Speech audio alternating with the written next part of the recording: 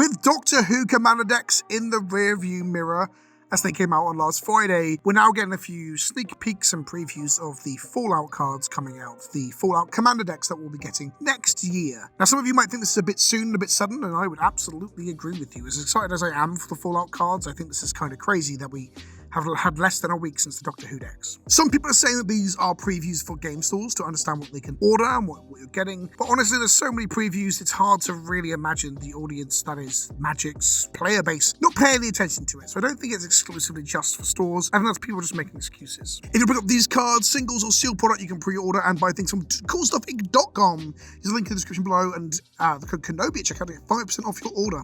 Let's talk about Dog Meat Everloyal first. And if I sound weird, by the way, it's because I'm recording this in a hotel room with a blanket over my head to try and get better acoustics. Let me know how it sounds in the comment section below. Dog Meat Everloyal is a Naya red, white, and green doggo, a 3/3 legendary dog creature that says when it enters the battlefield, mill 5 cards, then return an aura or equipment card from your graveyard to your hand. Whenever a creature you control is enchanted or equipped attacks, create a junk token. For clarity, junk tokens are a new artifact, extra bits or bobs, and some kibble you can make on your board off of certain triggers and certain abilities in this set. They are an artifact that says token artifact junk, tap to sacrifice this artifact, X on top card of your library, you may play that card this turn, activate only as a sorcery. So it's that impulse sort of red draw on an artifact. I do like the ever-expanding play design of artifacts being this place that they can make weird tokens that do weird shit.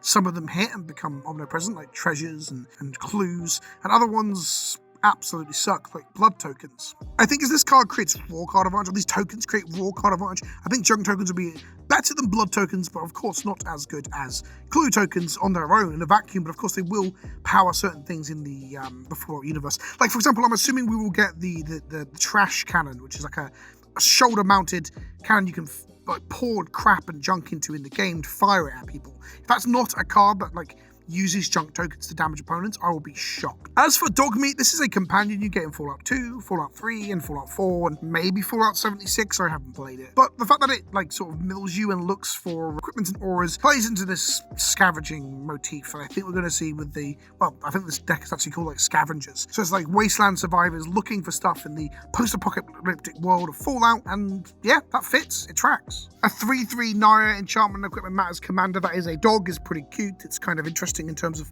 not having a commander that does that in the past, and it has that extra value as well when your creatures die.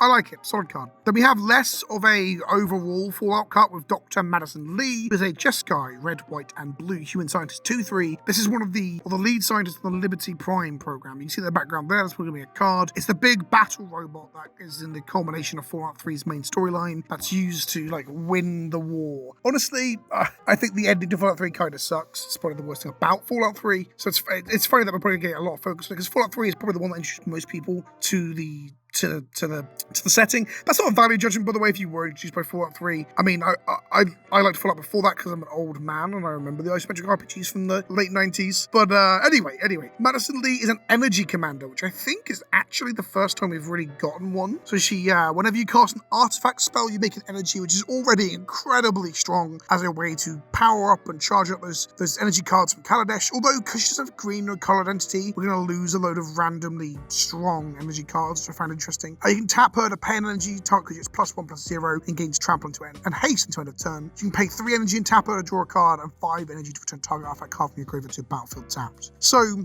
I think her colors do, like I said, lose some of the green payoffs, like the more aggressive ones, like Long Tusker back in the day, and the Hydras and stuff. But ultimately, she can utilize energy herself to do things like draw cards and reanimate creatures, which is both thematically on point for her, resurrecting the Liberty Prime program, which I think was a robot left over from the pre-nuclear war days, if I remember correctly. And also it means that she's a self-contained energy payoff as well as energy enabler, which is like modern commander design to a T. It both gives you the thing and allows you to do the thing. Solid and a really cool design space to go into. Caesar Legion's Emperor is a 4-mana, 4/4 Mardu human soldier commander. He's a leader of, I think it's called Caesar's Legion in New Vegas, right? I remember just killing him. So I hated the Legion for them crucifying people on the roads earlier in the game. I was ethically opposed to their treatment of the locals. And whenever you attack, you may sacrifice another creature, and when you do choose to, create 2 1/1 red and white soldier creature tokens with haste that are tapped and attacking, so he brings bodies with him. You may draw a card and lose 1 life, or it deals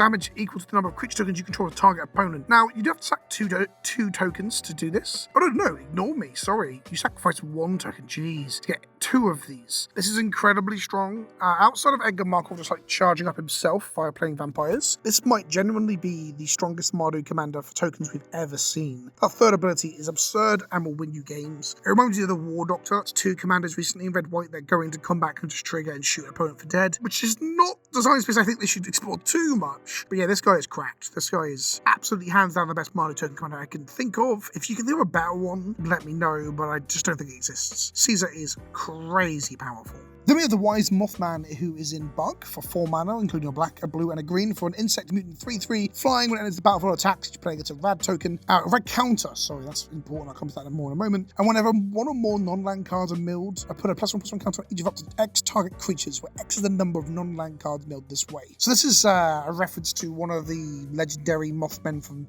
Fallout 76. I only know that because I had to Google it. I don't recognize this from Fallout. And then it makes rad counters. So this is an interesting way of representing the radiation that you get in Fallout, and then it obviously dissipates from you and you can heal from it. At the beginning of your pre-combat main phase, if you have any rad counters, mill that many cards. For each non-land card milled this way, you lose 1 life and a rad counter. So it mills you and then like reduces itself to show and evoke the idea that the radiation is dissipating. And I think that's really cool. This is very interesting design space to tick that box thematically. I do think it's reminiscent of some of the design we've seen in Flesh and Blood, a different card game where you can get counters that do things to end a turn that can fall off you, like frostbite counters. I'm not saying it's a copy or they've copied them. I think it's just cool design space, and I think it really works here. As for the commander, being a 3/3 evasive creature, I can put counters onto itself and put rad counters on everyone, which you can then proliferate with stuff I'll talk about in a moment. Yeah, it's a cute design space that is rather bespoke and unique, and I really like it. Then we've got Rad Storm, which is a 4 mana storm proliferate spell that I thought didn't actually work with rad counters. I thought they were tokens. So the fact that you can actually Rad Storm and proliferate those rad radiation that you get is pretty sick. And a 4 mana instant with Storm as well means this can be an easy win con in like Infect and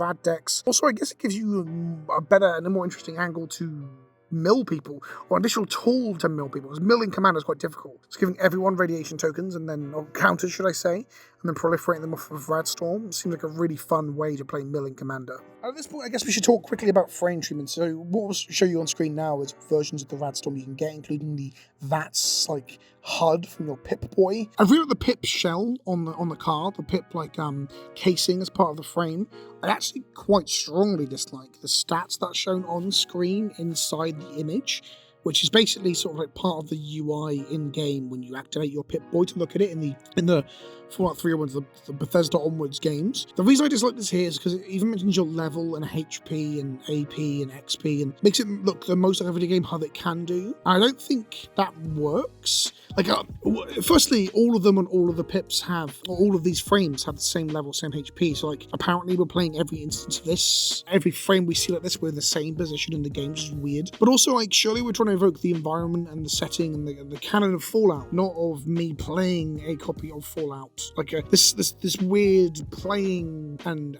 pointing attention to the mode with which we engage with the Fallout universe, which is video games with a HUD, I don't like at all, because that's not really the appeal of Fallout. The appeal of Fallout is the comedy, the humour, the satire of Americana and the nostalgia of the 50s, and then the post-apocalyptic wasteland that came from that capitalist endorsement of powerful scientific advances. It's having XP and being leveled up isn't what I play. So I hate to say it, but I think this is actually a miss. Idolize the 2 mana enchantment that says whenever a creature attacks alone, it's +X+X, where X the number of non-land permanents you control, which is, it's evoking this idea of when you get idolized status, where you get a good reputation in a certain area. I don't really know why owning lots of shit does that. I guess it's maybe a reference to having encampments in Fallout 4 and onwards. Yeah, this is fine. I don't really get the mechanics of it. We get an Alpha Deathclaw at 6 mana. It's a lizard mutant menace trample. When it enters the battlefield, it becomes monstrous. Destroy target permanent. And it has a monstrosity ability. 7 mana to put 4 counters on it and trigger this once per game. Sure, really powerful, big Deathclaw. Kind of unexciting if I'm honest, but it ticks a box in terms of representing an important part of the Fallout mythos and the Fallout iconography, so I'm cool with that. It also shows up on the Pip-Boy style of the Vats card. So Vats is a 4 mana split second, so you can't interact with it once it's on the stack. It stops opponents from putting things onto the stack after it. Choose any number of target creatures with equal toughness to destroy those treasures and creatures. Again, I think this is my least favourite thematic of all the cards, perhaps other than Idolized. I get that you can take up a whole group of enemies with Vats, where you can get multiple headshots or disarm multiple enemies in one go all of a sudden using the Vats system in the game. Vats is often used to get like headshots and critical hits and stuff, and this doesn't really evoke that. The fact that you can kill like 1,000 scoot swarms with this is actually the exact opposite of how Vats works, because Vats uses a limited resource. You wouldn't be able to wipe out an entire token strategy with this. Weird one. Not a fan of this either. On the flip side, an inside joke here of Encumbered, which does play on like how the games play, but not in an overt way like the HUD that we see in the art of the Pip-Boy sort of treatments. It says when it enters the battlefield, enchanted opponent that you stick it on gains a clue, a food, and a junk token. At the beginning of combat on enchanted player's turn, they may pay 1 for each armor they control. If they don't, creatures can't attack. It's like a reverse propaganda effect, but it evokes that idea that you're carrying too much shit, which is absolutely something that happens in every Fallout game, where you can't carry all the stuff that you find. I think this design is cute. I think it's a really cool space to explore. I think it's got a cool potential of giving your opponent value in the tokens. It's kind of sick. 2 more legendaries now. Rex Cyberhound is the dog companion from Fallout. I want to say New Vegas, I think. 3 mana 2/2 when it enters, when it does combat damage to a player, so when it enters, they mill 2 cards and you get 2 energy. You can pay that 2 energy to choose target creature card in a graveyard, exile it with a brain counter on it, activate it as a sorcery, and then Rex with his cybernetic augments gains all activated abilities of cards and exile brain counters on them, allowing you to play this really cool, like, tall box approach, reminiscent of like Momir Vig and your necrotic oozes of the past, but a blue-white legendary creature. I think this is cool space. I don't really remember what Rex does in New Vegas. I remember he's a dog who can talk, I think. I don't remember him gaining the abilities of things that he defeats or feeds upon, but maybe he does. Someone in the comments could remind me of that. It's been a while since I played. Mr. House, President and CEO, is the ruler of New Vegas itself. Whenever you roll a 4 or higher, create a 3/3 colorless robot artifact creature token, and if you roll a 6 or higher, instead create that token and a treasure token. And you can pay 4 mana and tap him to roll a dice, so he's a dice payoff and a dice enabler, and put additional 6-sided dice for each mana from treasures spent to activate this ability. So basically you can gamble your treasures away, which is very evocative of the fact that he owns casinos in New Vegas to try and generate more robots. The robots aren't cowboys. I guess not all the robots that he has in the game are cowboys, just the one, right, who could be a companion. It would have been cool to see cowboy creature type show up here, because it would have been a nod to everyone wanting Western stuff ahead of the Western stuff coming later. Also, a creature type with 2 words, cow and boy, now exists with the president of Time Lord and Doctor Who. So they could have done that, but I get that not all the robot teammates are cowboys, so maybe we'll get one cowboy robot in the form of the companion one of his robot enforcers. We've got Feral Ghouls, a 3 mana 2/2 menace. Whenever another creature you control dies, put a counter on it, +1/+1 counter. Or it dies, each opponent gets a number of rad counters equal to its power. That's going to be very powerful for doing like sort of combos to put loads of rad counters on it. I like it. Also, it evokes that idea of the ghouls just lying around and mutating over time. Big fan of this. Vault 101 Birthday Party is a 4 mana saga telling the story of the opening of Fallout 3, where you create a 1/1 white human soldier creature token and a food token, which is basically you growing up in the vault. And then on the 2nd to 3rd pips, you may put an aura or equipment card from your hand or graveyard onto the battlefield. If it's an equipment card put onto the battlefield this way, you may attach it to a creature you control. Quite a strong effect as well.